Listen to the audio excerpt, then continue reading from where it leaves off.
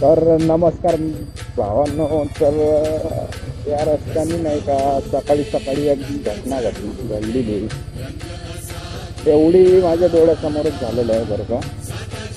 एवढं भयानक ॲक्सिडेंट झाला ना, म्हणजे अशी जो तिथं साईडला एक लिंब होता बरं का, लिंबाचं झाड होतं साईडला. त्या लिंबाच्या झाडाला म्हणजे असं उकडूनच गेलं, डायरेक्ट पूर्ण उकडून गेलं लिंबाचं झाड. एवढी फास्टमध्ये त्याने ठोकली.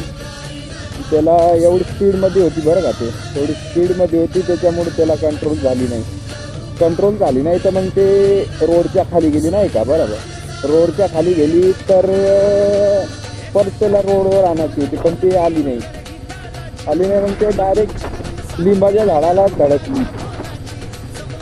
शक्यतो ते खूप एवढं त्याचं म्हणजे नाही का नशीब लय चांगलं. एवढं नशीब चांगलं ना, खूप नशीब चांगलं. कारण की त्याला थोडं पण लागलं नाही, काहीच नाही लागलं त्याला. स्वतःहून ते बाहेर निघाला. तेव्हा आम्ही त्याच्या जवळच होतो, आम्ही गेलतो पडत. पण मी व्हिडिओ नाही काढला त्याचा, नाही तर तुम्हाला दाखवला असतं नाही का. अरे यार, लय भयानक ॲक्सिडेंट झाला सकाळी माझ्या डोळ्यासमोर झाला.